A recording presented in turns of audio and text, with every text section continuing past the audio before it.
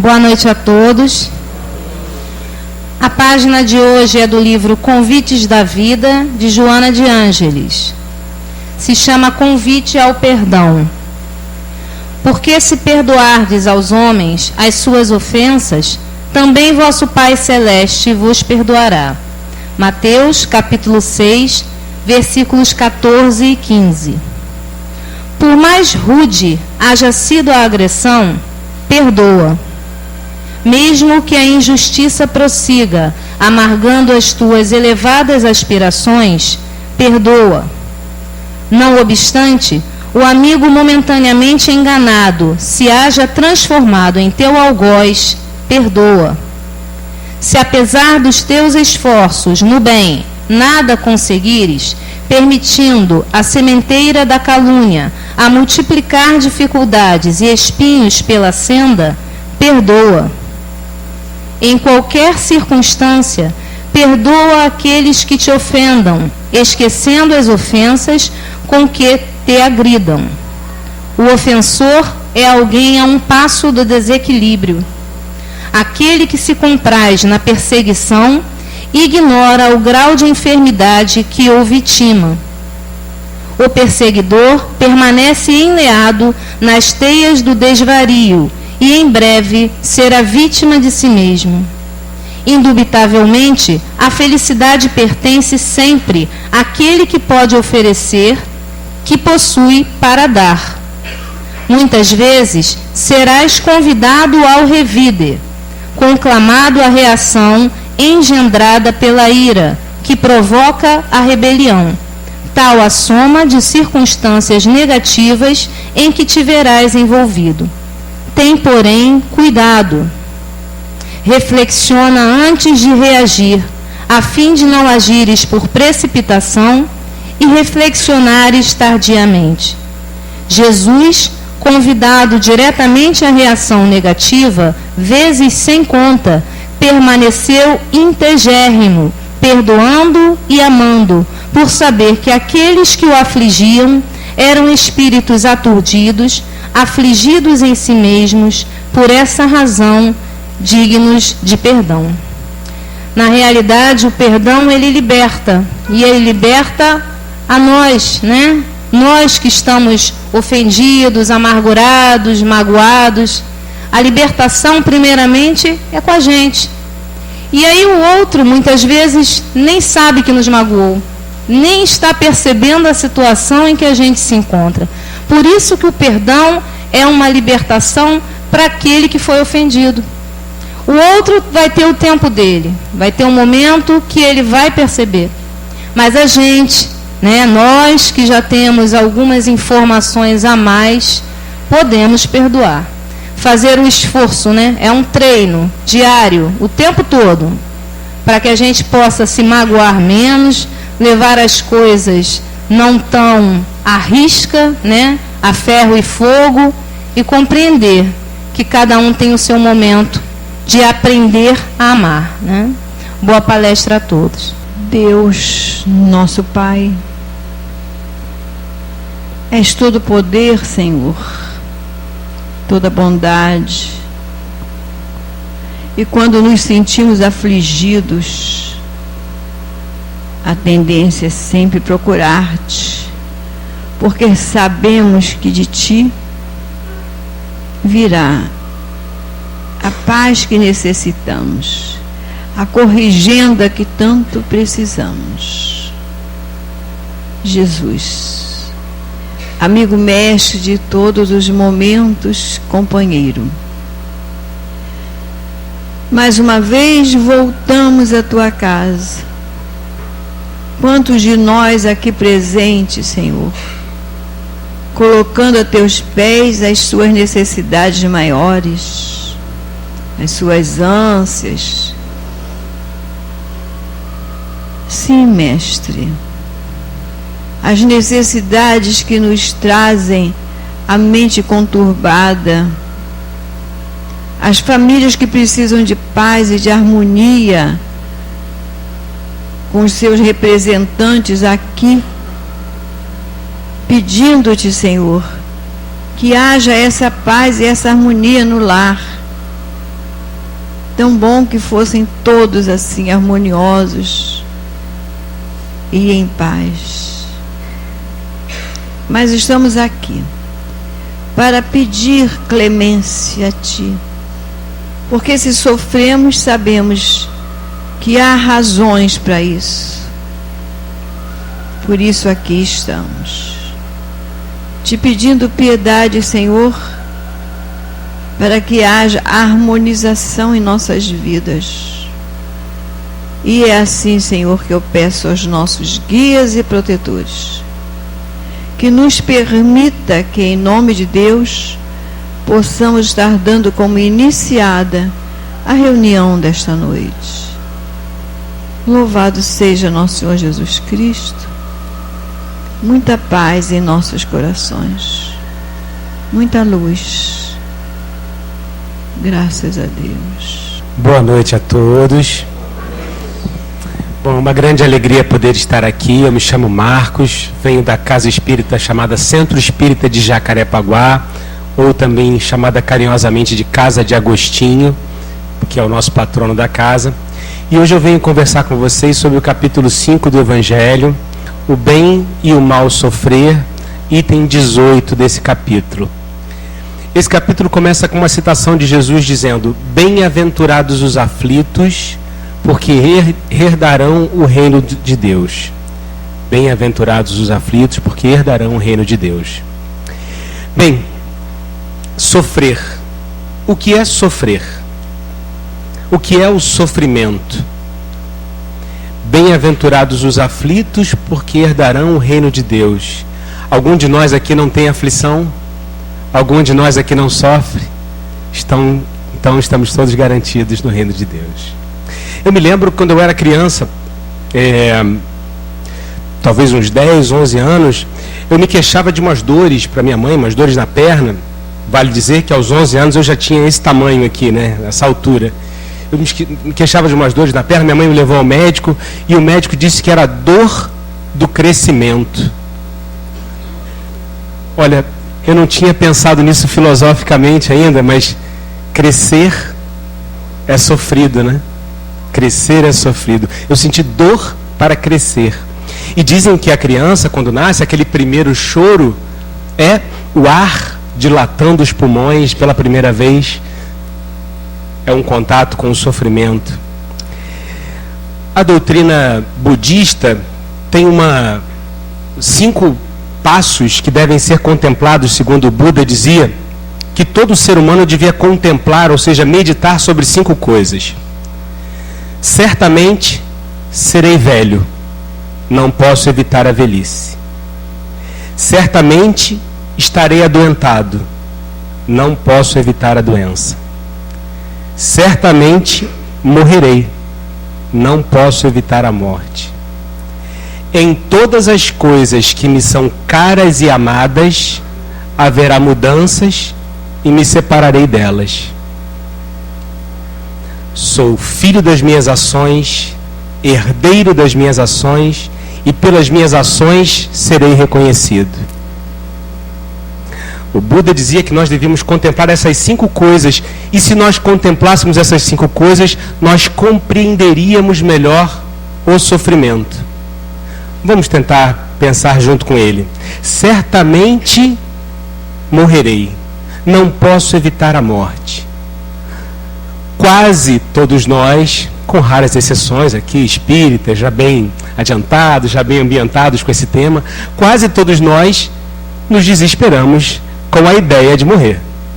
Alguém aqui está tranquilo com relação a esse assunto? Se tiver, parabéns.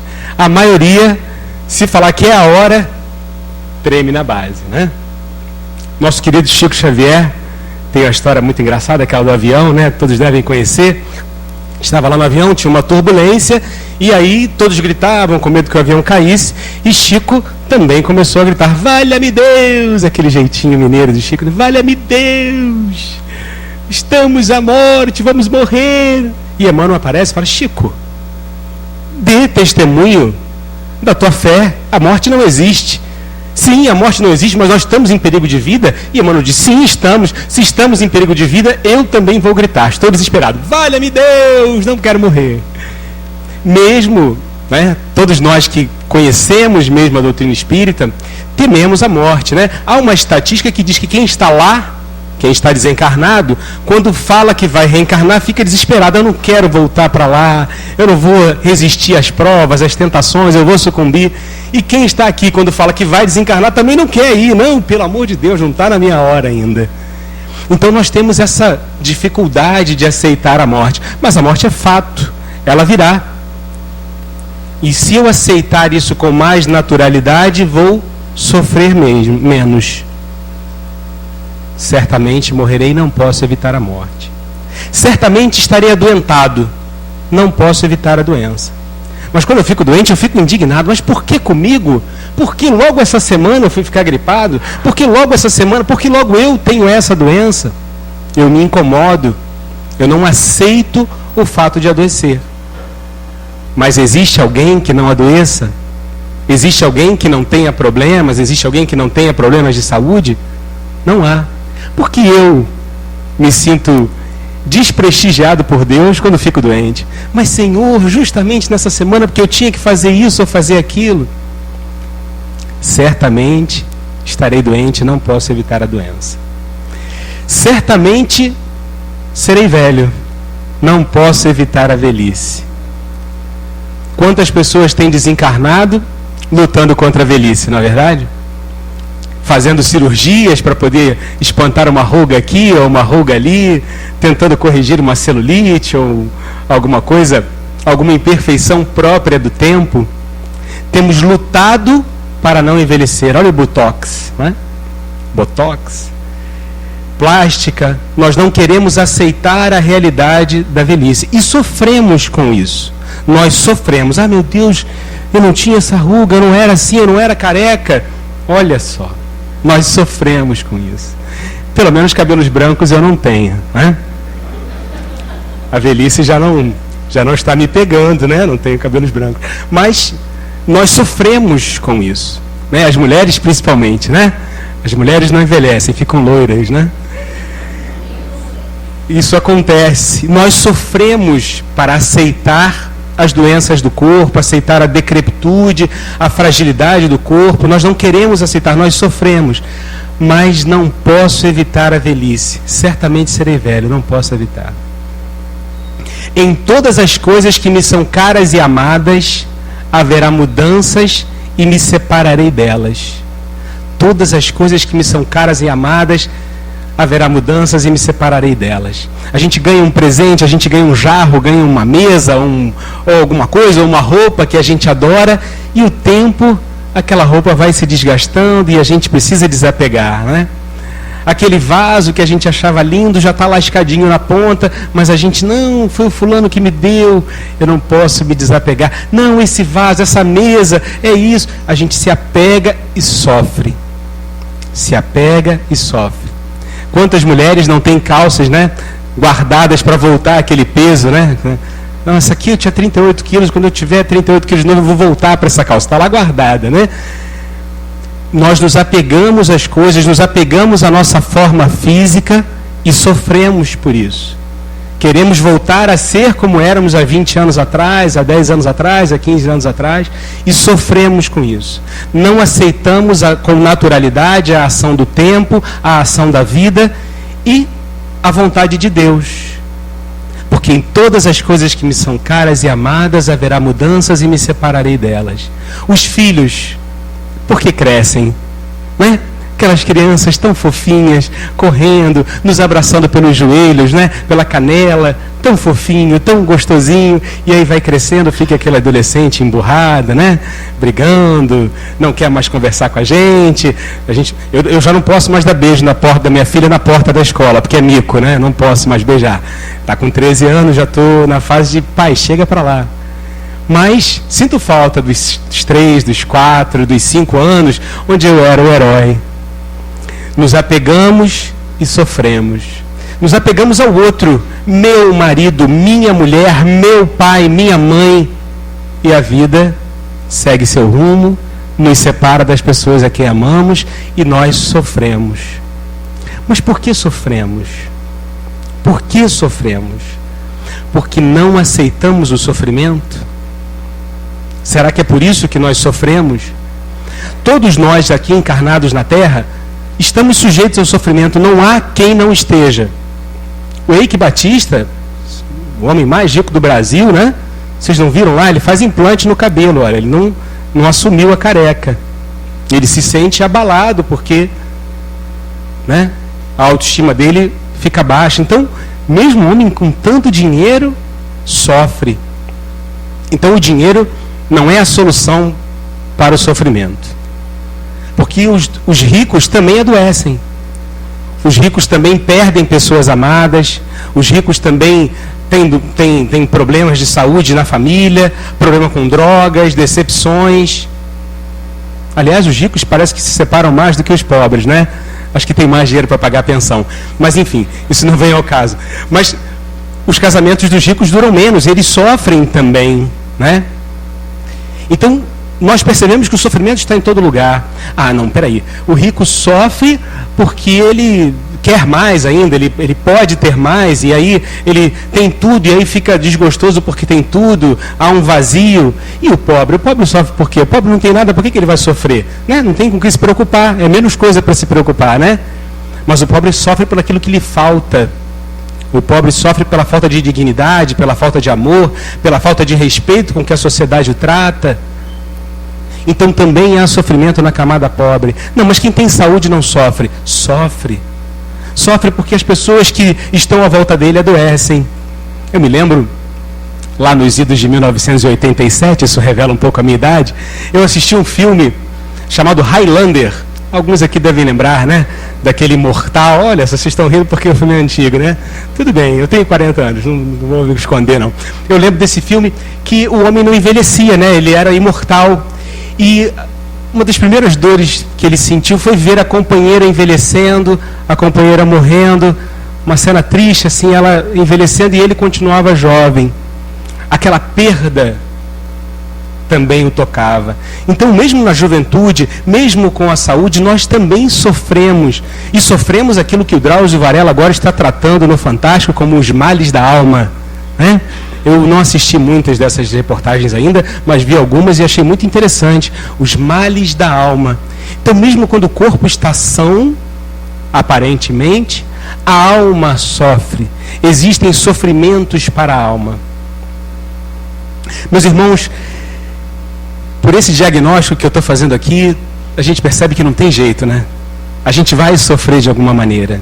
O sofrimento vai nos visitar. E como é que nós vamos lidar com isso? Como é que os aflitos vão herdar o reino de Deus? A doutrina espírita nos ensina, Jesus nos deu essa dica, o budismo também dá essa dica quando ele fala dessas 5 coisas, né? A maneira de sofrer, a maneira de lidar com o sofrimento é que vai fazer toda a diferença. Toda a diferença. O sofrimento virá, não podemos fugir dele. E já que ele vem, por que eu me revolto quando ele vem? Eu não devia estar preparado quando ele vem? Ora, a minha casa já tem lá um telhado, e esse telhado já tem um caimento para a chuva cair na calha e a água escorrer. Ou seja, eu me preparei para a chuva, né? A chuva vai chover mesmo, já sei que chove, e aí já tem ali. Na minha casa tem um ventilador, tem um ar-condicionado, aqui também tem um ventilador. Por quê? Eu sei que o calor vai vir, e aí eu já tenho um ventilador, um ar-condicionado. Por que eu não me preparo para sofrer? Por que quando o sofrimento vem, eu fico indignado? Preciso me preparar para sofrer. Todos nós precisamos nos exercitar para sofrer. E é interessante que o texto do Evangelho que nós estamos estudando hoje, né, o capítulo 5, item 18, Lacordaire, que é o espírito que dá a mensagem, fala que nós deveríamos ser como um soldado. O soldado que não vai à guerra se sente triste, porque ele não tem condições de pôr em prática aquilo que ele se preparou para fazer.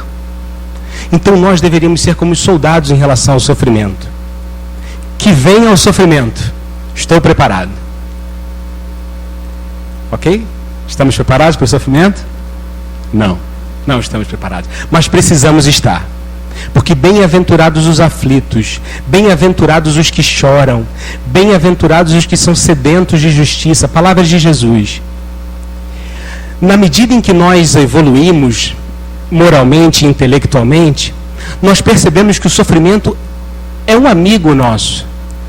Quando a gente sofre é que a gente põe em prova a nossa paciência, a nossa resignação, a nossa inteligência.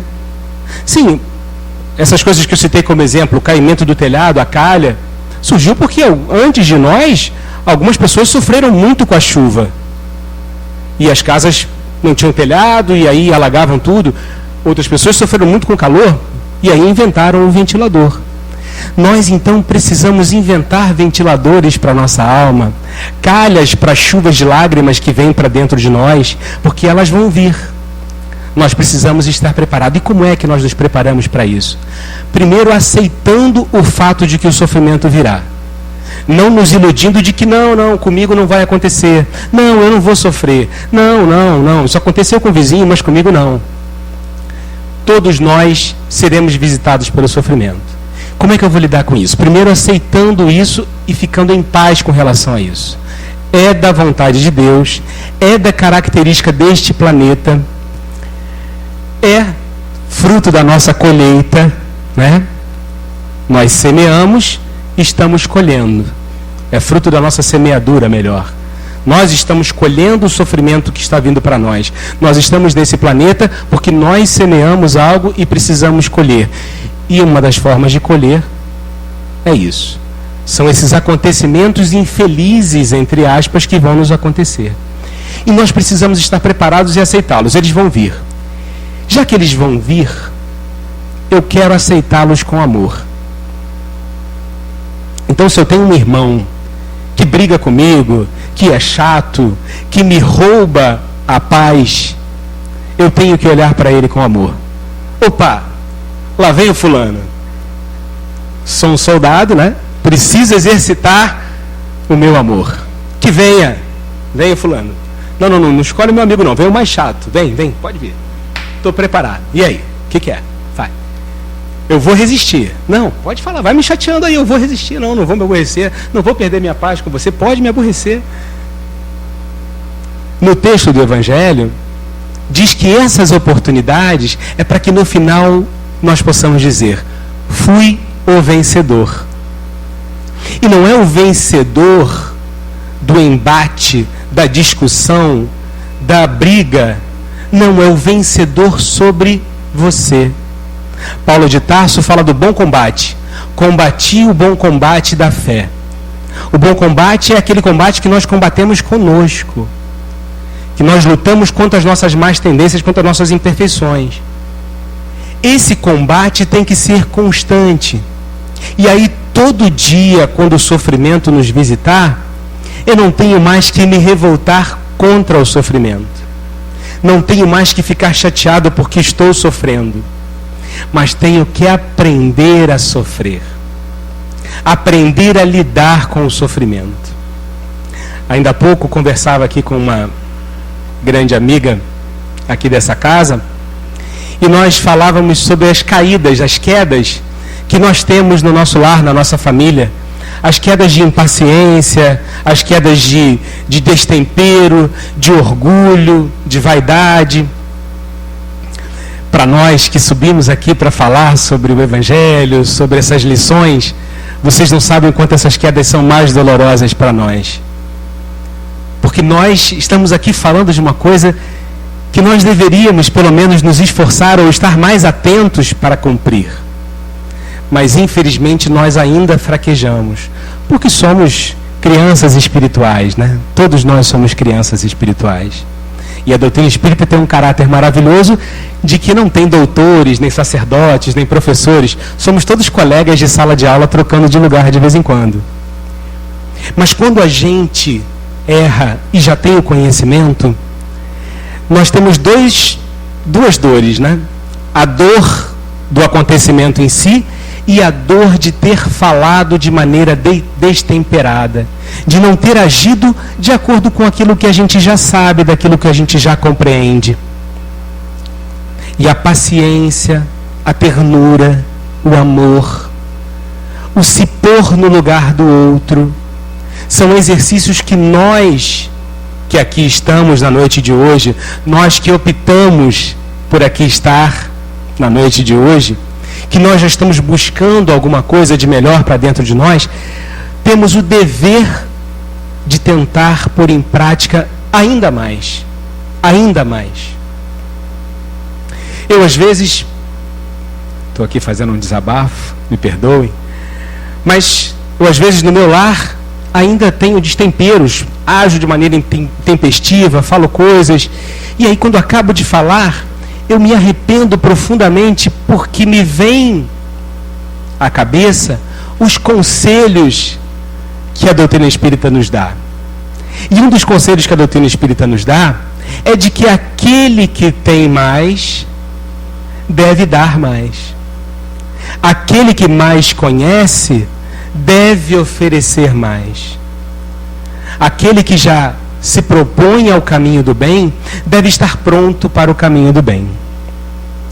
No Evangelho de Lucas, que é apelidado por uns o Evangelho das mulheres, né?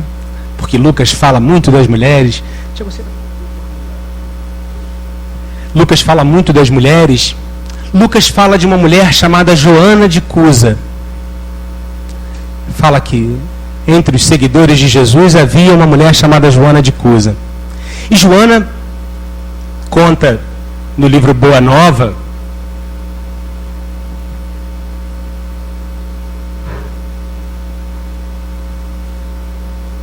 propaganda do livro para vocês comprarem na livraria depois.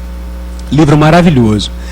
Esse livro, no prefácio, pequeno parênteses, Humberto de Campos diz que no céu também tem o seu folclore. Também há o folclore do céu.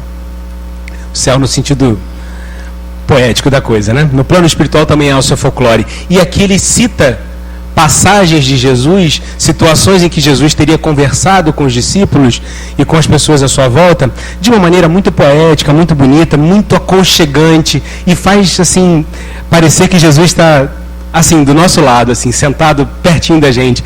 Não é aquele Jesus do filme, né? O Jesus do filme, o cabelo dele fica perfeito, assim, no vento, né? Não venta, né? Jesus não sua no filme, né? Parece um super-herói, né? Jesus com aquela roupa branquinha, né? No meio do deserto, né? Mas Jesus está sempre impecável, né? Nesses livros, como Jesus no Lar, como esse aqui, Jesus é parceiro, assim. Jesus está caminhando mesmo no sol, ali, suando e falando do amor, falando da caridade. Não é um Jesus longe da gente. É um Jesus muito humano, muito próximo de nós. E Joana de Cusa, uma dessas mulheres que seguia Jesus bem de perto, né? Ela uma vez vai ter com o mestre e dizer: mestre, eu quero te seguir plenamente, quero seguir completamente, mestre, mas meu marido, ele não me compreende, meu marido não me entende, ele é intendente, ou seja, ele cuida das finanças de Herodes Antipas, que era o governador, né, daquela região. E ele está ligado no mundo, está ligado nas coisas financeiras, e ele muitas vezes está ligado mais à tradição judaica ou aos deuses romanos. Ele fica numa mistura e ele não gosta do evangelho, dos teus ensinamentos. Jesus, eu quero te seguir, eu quero abandonar tudo e te seguir. E Jesus diz: Joana, quem é que pode compreender mais? Tu, que já busca a claridade do evangelho, ou ele, homem do mundo, arraigado ao mundo? E Joana fala: mas mestre, então eu não devo forçá-lo a compreender? Agir com energia e fazê-lo compreender o teu evangelho? Joana, se o Pai resolvesse exterminar aqueles que não seguem a sua vontade com um raio, destruir o pecador, o que seria da humanidade? Não podemos agir assim. Precisamos convidá-lo com amor, agir com amor, envolvê-lo calmamente. E Joana reflete um pouco contrariada, e Jesus continua dizendo a ela que ela deve amar o marido como um filho do coração. Amar o marido como filho do coração e guiá-lo através do caminho da vida, para que ele possa beber também da fonte do Evangelho através do exemplo dela. E diz: Joana, vai e ser fiel. Seja fiel. A partir daquele dia é um divisor de águas na vida de Joana de Cusa. Joana volta para casa decidida a pôr em prática a vontade do Mestre. E assim ela faz. Toda oportunidade em que o marido a destrata ou a trata com rigor ou com destempero, ela lembra das palavras de Jesus e procura lembrar do lado bom do companheiro, sempre pensando nas coisas boas que ele faz, olhando para ele não como um déspota ou como um tirano, mas olhando para ele pensando com compaixão, pensando que ele é um homem que precisa de amor, de compreensão, de que ele ainda não despertou para as luzes do Evangelho. E Joana vai levando, vai seguindo a vida com ele, engravida, tem um filho, e vai dando também a esse filho esses exemplos de amor, adota com o coração os filhos de outras mães, vai cuidando desses filhos também, se desvelando em amor, esquecendo um pouco de si, ou muito de si mesma, até que o marido acaba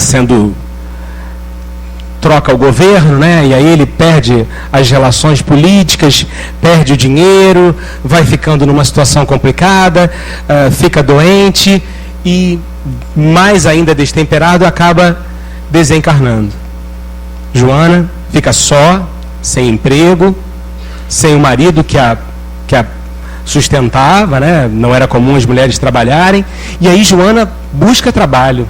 Vai ser tecelã, vai costurar, vai fazer coisas para poder manter o filho e a si mesma. E as amigas de sociedade falam: mas Joana, que isso, você trabalhando, não fica bem. E Joana diz assim: mas o próprio Mestre, Jesus, trabalhava, machucou sua mão lá com o serrote na carpintaria, por que eu não devo trabalhar, se o próprio Mestre trabalhava? E segue trabalhando, lutando, vivendo a vida.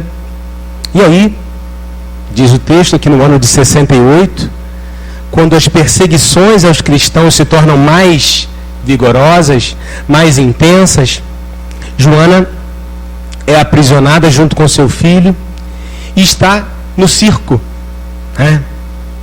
No meio lá do circo romano, onde os cristãos são flagelados. E aí, em meio àquele flagelo, em meio às chicotadas e açoites, o soldado diz a ela: mulher, renuncia ao Cristo. Renuncia ao Cristo. E ela se cala, recebendo as chicotadas, recebendo a dor, calada, serena. E o filho, também sendo chicoteado ao lado dela, pede: mãe, por favor, nega esse Cristo, renuncia esse Cristo, não vês que vamos morrer? E Joana, diz o texto, lembra de Maria, que também viu o filho sendo crucificado e não recuou diante do sofrimento. E mesmo sentindo a dor das palavras do próprio filho, pedindo a ela: mãe, por favor, renuncia ao Cristo, nos liberta disso. Ela diz: meu filho, cala-te, porque o Mestre não tinha pecados, não tinha erros e soube sofrer, soube levar o sofrimento até o fim. E aí, já no momento final, onde o seu carrasco, o seu algoz, aquele soldado prepara para o golpe final, pergunta: mulher, esse teu Cristo te ensinou apenas a morrer? E ela, no último suspiro, diz: não, ele me ensinou também a te amar. O exemplo de Joana é um exemplo que a gente precisa interiorizar. Segui-lo talvez ainda seja difícil, porém, para nós hoje é muito mais fácil, porque não somos perseguidos, né? Não estamos sendo perseguidos por ser cristãos, não estamos à beira da morte. O que nós precisamos é flagelar, é lutar contra esse monstro interior, chamado amor próprio, chamado orgulho, chamado vaidade, chamado indiferença, que ainda nos faz sofrer ainda mais. Precisamos lutar contra esse sentimento para que possamos aceitar o sofrimento e modificar o nosso estado mental. Diante da dor, lembrar do amor de Jesus, lembrar da sua serenidade diante do sofrimento, lembrar da sua dedicação diante do sofrimento, lembrar que nós não sofremos em vão, sofremos para crescer. Estava a dor, né, do crescimento, que muitos de nós sentimos na infância. O crescimento espiritual também há de doer. Porque nós vamos nos debater com esses sentimentos de dizer, por que eu vou dar outra face? Não, eu não vou dar outra face coisa nenhuma. Espera aí, ele fez isso, ele fez aquilo, ele está errado. Se eu tenho discernimento para compreender que ele está errado, por que não posso convidá-lo amorosamente a compreender o erro? Depois que passar aquela vontade de responder, né? Porque os animais, nós temos uma parte animal ainda, né? Os animais rosnam, né? O leão, o tigre, o cachorro. Nós rangemos os dentes às vezes, né? A gente trinca o dente assim, falando, é agora. Ai, se eu te pego. Né? Isso é um resquício da nossa animalidade.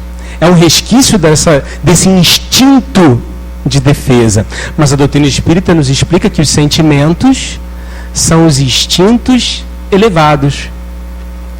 Nós vamos ter esse ímpeto, sim, porque é da nossa natureza, é do nosso instinto de preservação, de manter o nosso espaço, de salvar o nosso espaço territorial, faz parte ainda da nossa natureza animal. Mas nós estamos aqui tentando sublimar isso. Não vamos mais atacar o outro. Nós já aparamos as nossas unhas, né? Não temos mais garras. Os nossos caninos diminuíram, não precisamos mais dilacerar a carne. Nós podemos respirar fundo por 1 ou 2 minutos, 4 ou 5, se for necessário, até 10, até sair de perto. Olha só, dá-me licencinha porque eu não estou bem, acho que não posso continuar esse assunto agora. Sai. Vai pensar, vai respirar. Vejam vocês, uma das coisas mais legais do namoro, né? No casamento a gente está ali junto, morando junto. Uma coisa mais legal do namoro é que a gente briga e vai embora. Né? No caminho para casa, você brigou, está na casa da sua namorada, você está indo para a sua casa, quando você pegou o ônibus para ir, no caminho você já se arrependeu da briga. Quando você chega em casa, você já liga para ela, amor, desculpa, passou. E ela também, né, quando entrou em casa chorando, já ficou pensando, já aliviou. Casado é mais difícil, né? Tá mais nos apartamentos pequenos que a gente tem hoje, né? Fica complicado. Para onde você vai, né? Você vai para a cozinha, o sujeito está na sala, você está chorando na cozinha, ele está te ouvindo na sala, né? Aí o outro liga a televisão, não sei o quê, né? Fica aquele ambiente pesado, não dá para respirar. Então dá uma volta. Ó, vou descer. Quando você pegar o elevador, que você chegar lá embaixo, você mora no 9º andar, então, quando você chegou lá embaixo, já pega o elevador de volta e fala, amor, desculpa, deixa isso para lá.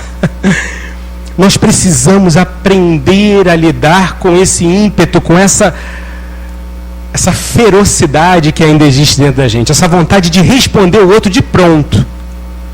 Nós já temos tanta coisa acumulada sobre o outro, nós já guardamos tantas coisinhas sobre o outro, que o outro está falando, eu já estou maquinando a resposta.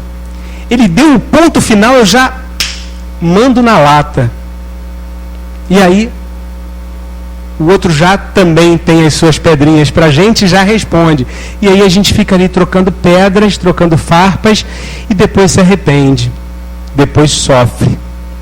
Dolores Duran, bom, agora vou denunciar a minha idade demais mesmo, né? Dolores Duran, apesar que não era eu que escutava Dolores Duran, não. Era minha mãe, tá?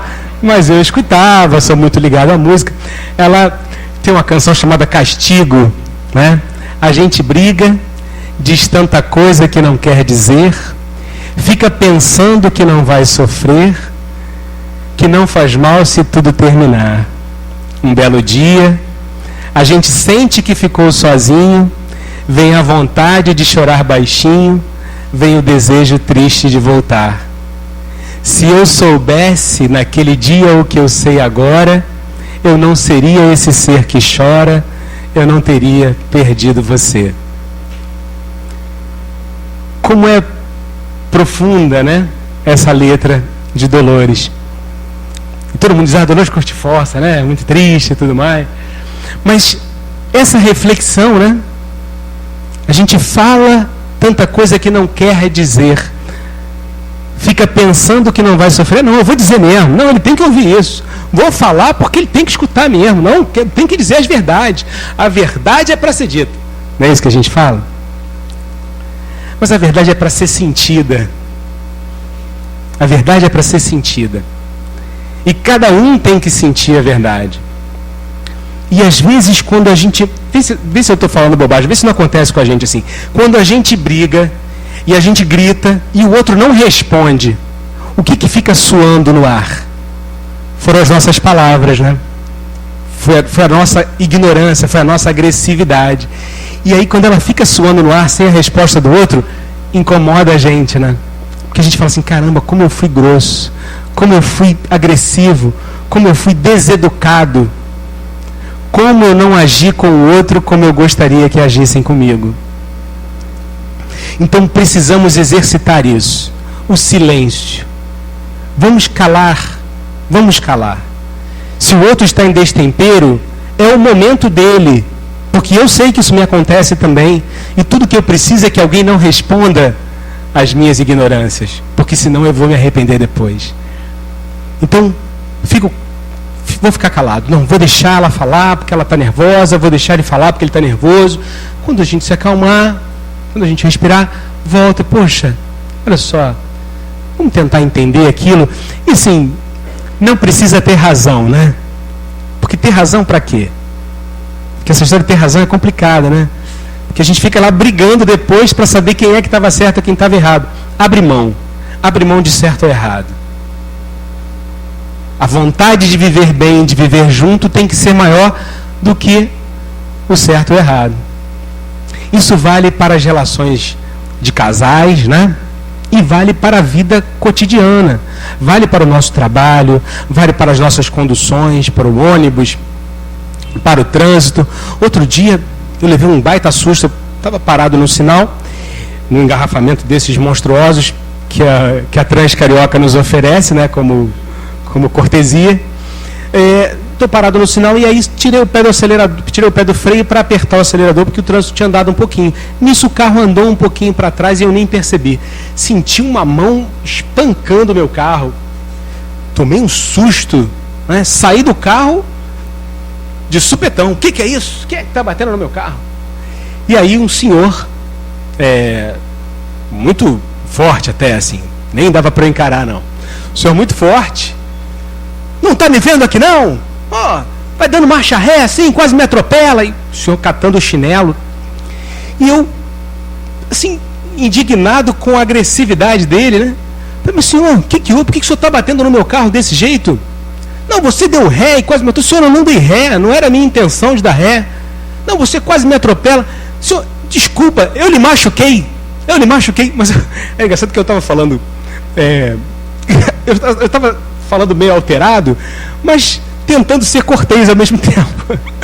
Eu lhe machuquei por acaso? Se eu lhe machuquei, o senhor me desculpe. O senhor me desculpe de ter machucado. Era um misto do meu homem velho, né? Tirando satisfações pelo que estava acontecendo, com a minha vontade de ser cortês. E foi engraçado assim que ele percebeu, né, esse misto, essa maluquice dentro de mim, e falou, não, meu filho, você não me machucou, não. Então, se eu lhe machuquei, o senhor me desculpe. Estendi a mão para ele. E ele apertou a minha mão e nós saímos os dois resmungando um do outro. Mas sem brigar, né? E eu lembro que eu falei para ele assim, o senhor precisa ter mais cuidado, porque o mundo anda muito violento. Vai que sai uma pessoa aqui descontrolada e agride o senhor.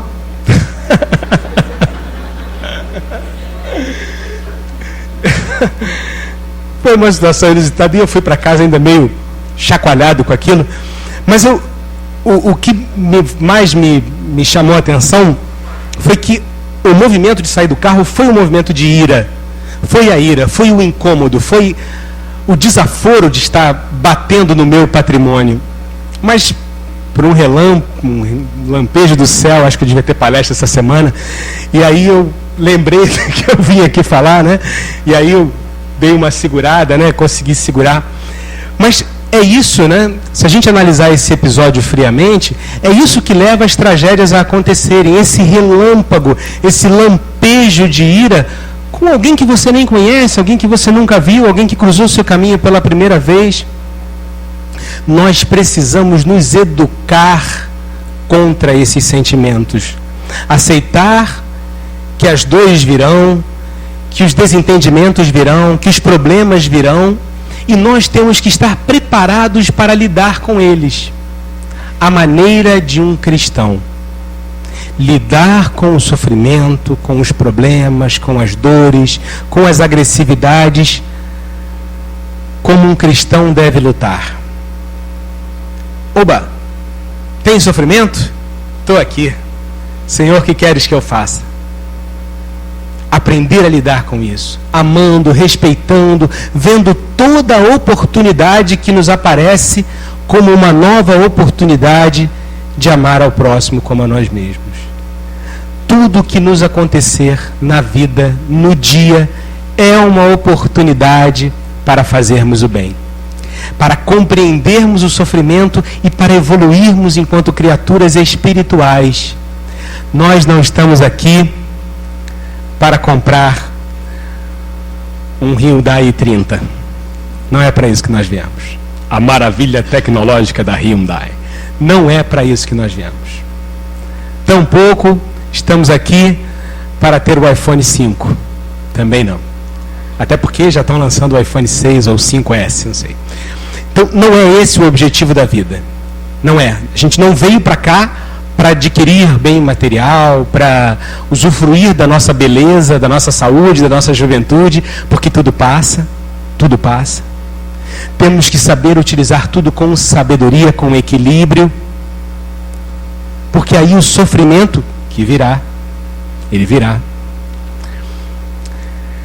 Às vezes eu comento isso assim, às vezes a gente procura uma religião com a ideia de que quando a gente vai estar na religião, a gente vai sofrer menos. Não.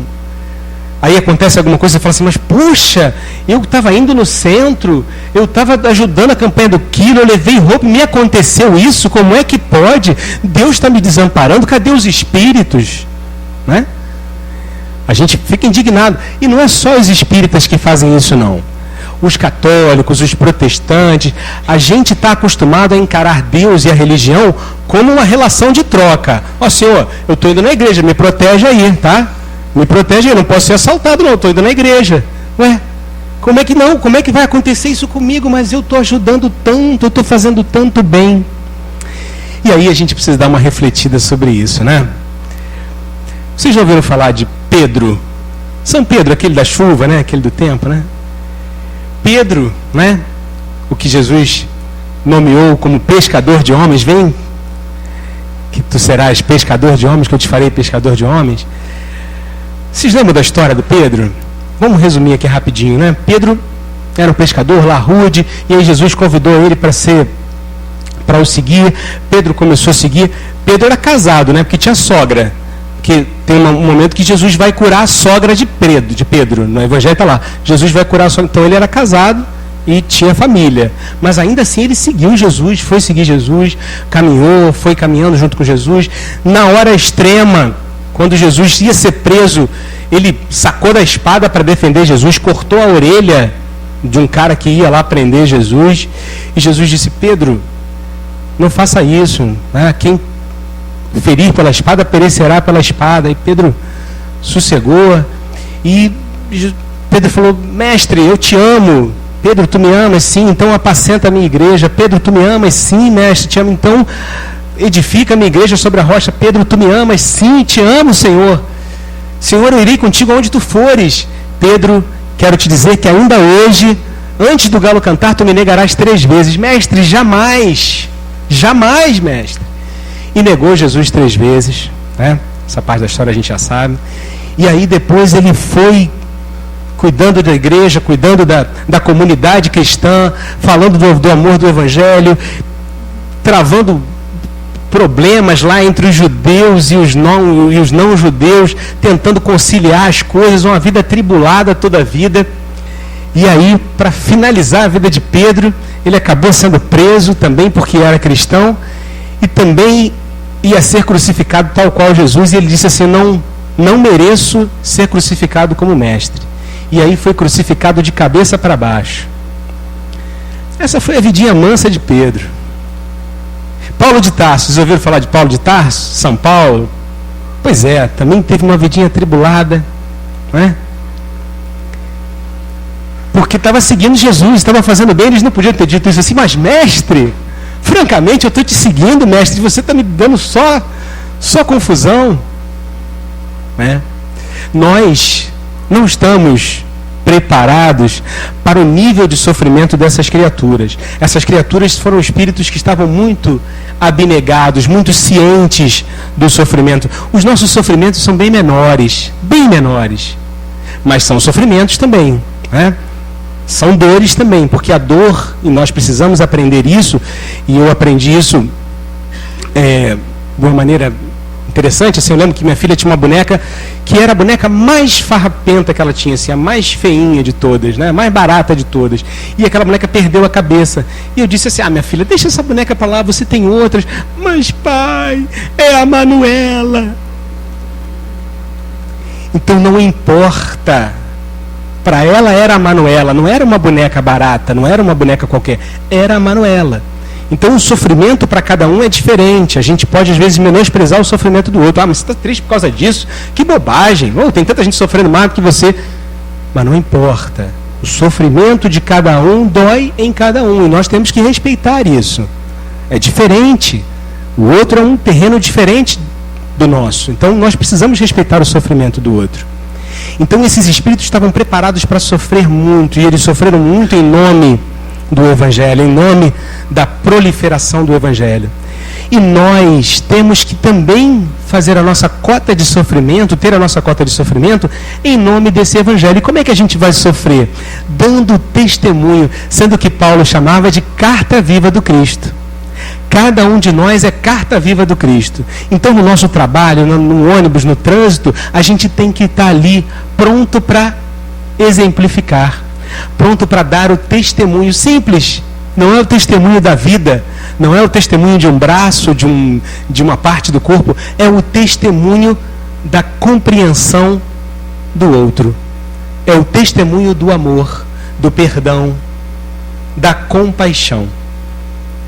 Então, não achemos que por estar na doutrina espírita o sofrimento vai ser mais brando ou que nós não vamos sofrer. O sofrimento vai vir, mas nós vamos encarar o sofrimento de maneira diferente. Nós vamos sentir o sofrimento de maneira diferente. E eu acho que era por isso que Jesus dizia: meu fardo é leve, meu jugo é suave. Meus irmãos, muito obrigado pela oportunidade. Como eu sempre faço, eu toco um pouquinho de violão. E eu vou tocar uma música antes da gente ir para o passe, que tem a ver com um pouco do que a gente conversou. Tá bom? Obrigado pela oportunidade.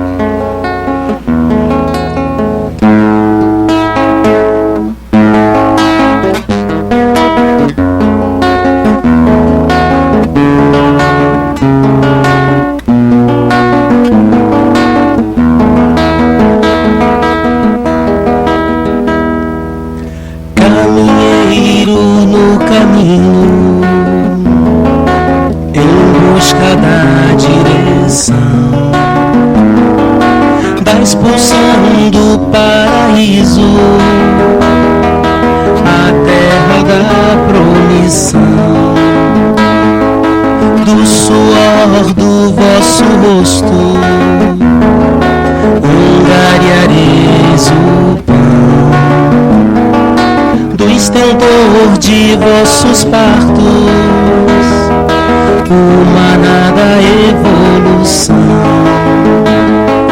Viver é crescer, e crescer é sofrido, caridade e oração, alívio do coração. Semeador, em meio à dor, vinde a mim, se estás cansado. Meu peso é leve, jugo suave, já não é sentida a dor. Bendito Consolador, semeador, em meio à dor, vinde a mim, se estáis cansados. Meu peso é leve, jugo suave, já não é sentida a dor. Bendito Consolador.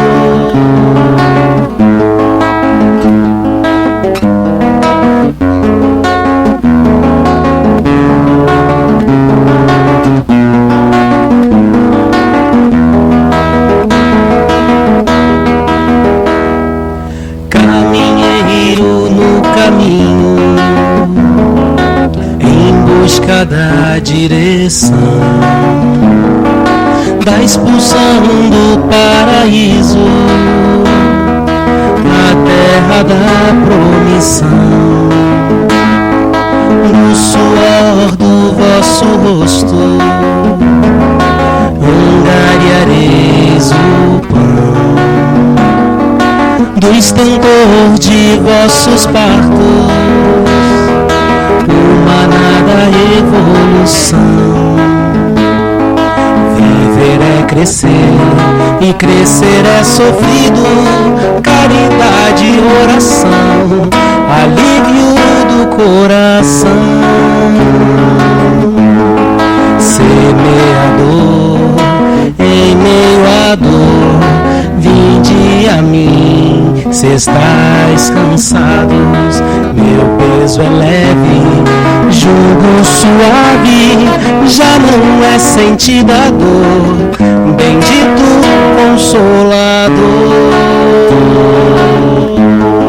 semeador, em meio à dor, vinde a mim, se estáis cansados. Meu peso é leve, jugo suave, já não é sentida a dor. Bendito Consolador.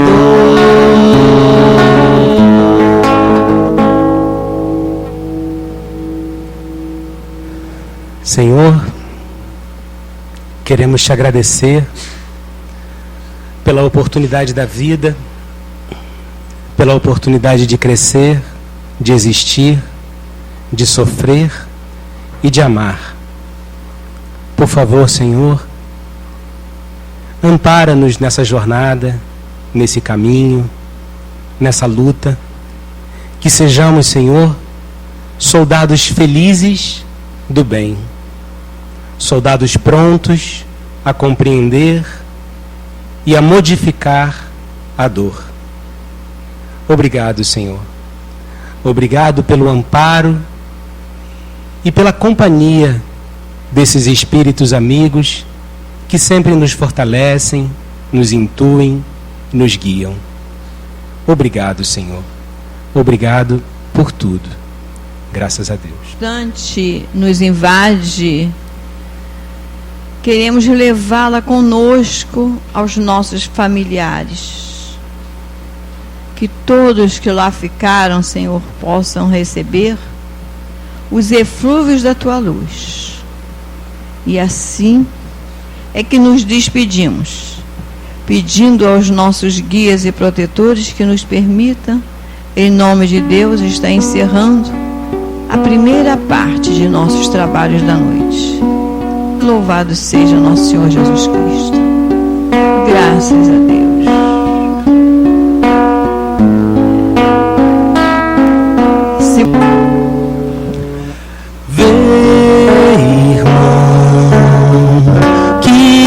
Cintila lá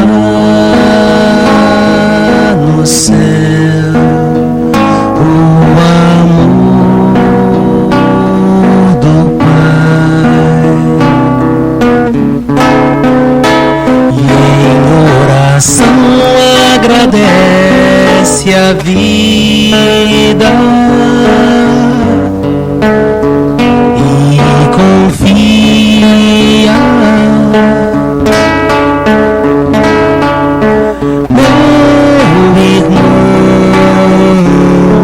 que a luz virá em resposta à tua solidão, revigorar teu coração.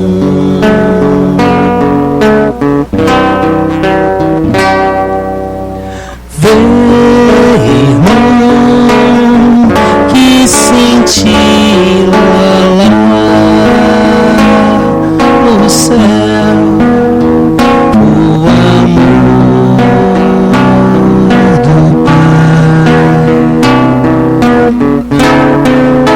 e em oração agradece a vida e confia.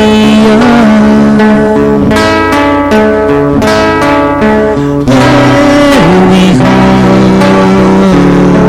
que a luz virá em resposta à tua solidão, revigorar teu coração. A luz virá, revigorar teu coração.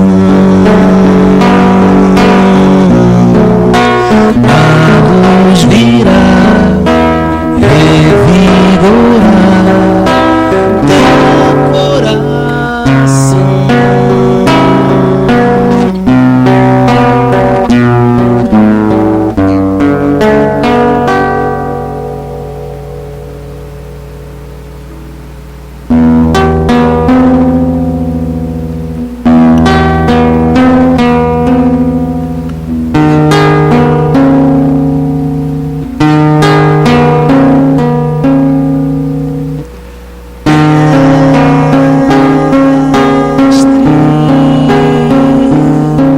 Tua luz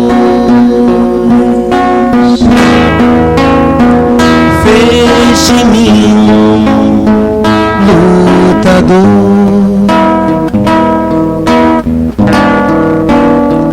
enfrento mágoas com amor.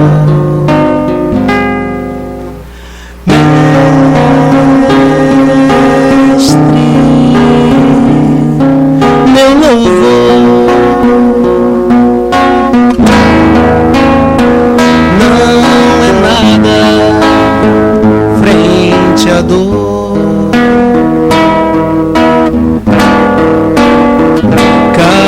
causada, meu irmão, por mim. Faz-me humilde pro perdão que traz paz, entender que ser cristão é amar, sofrer em nome dessa luz. Jesus.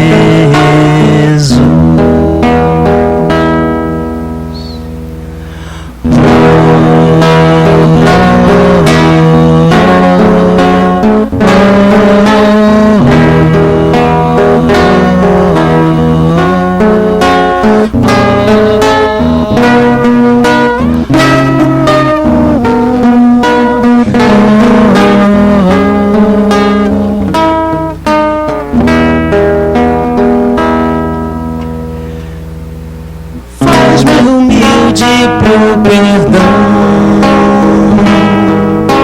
que traz paz, entender que ser cristão é amar, sofrer em nome dessa luz. Jesus.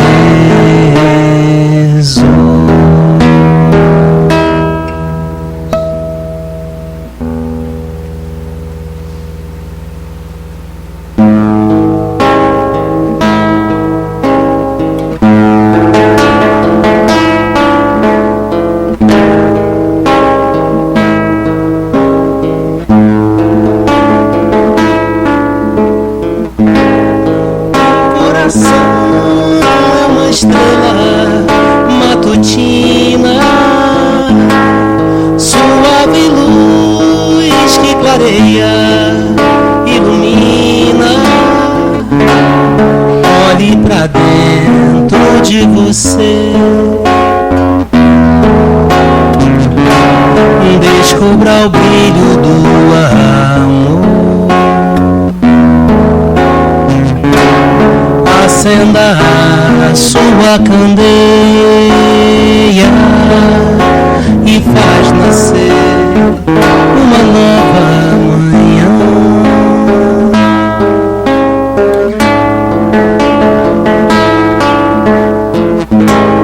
Teu coração é uma estrela matutina, suave luz que clareia, ilumina. Olhe pra dentro de você, dentro de você, descubra o brilho do amor, brilho do amor. Acenda a sua candeia e faz nascer uma nova manhã, e faz nascer uma nova manhã,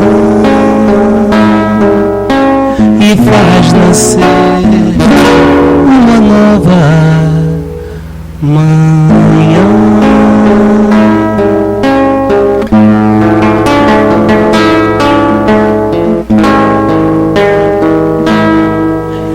É tão bom olhar o céu e ver a imensidão,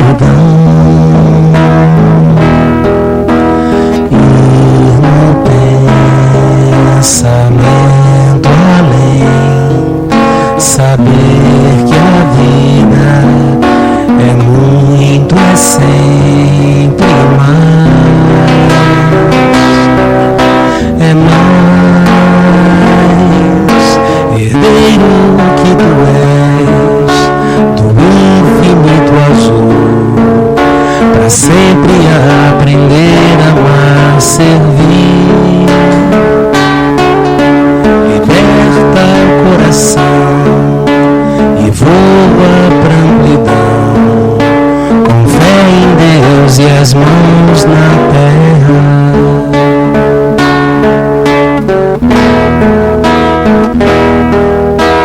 Tantos choram sem saber que a vida não tem fim.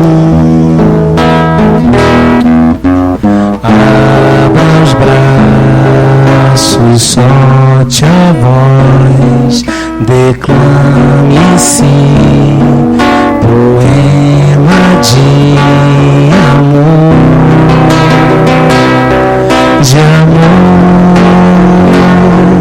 E o amor será maior, a esperança luz, e a terra uma campina, um sonho em cor. Liberta o coração, liberta o teu irmão, e a terra será livre, um lar então.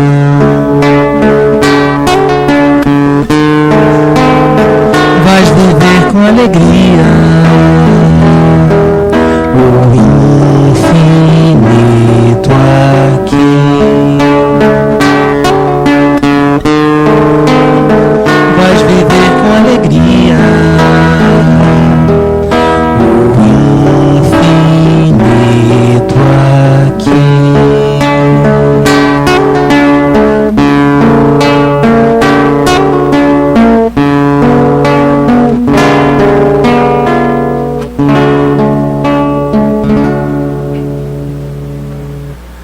Gotas de orvalho que nascem da chuva ficam dizendo ao seu coração: esquece a tristeza, não há solidão, pois existe alguém te dizendo: eu sou seu amigo, vem comigo.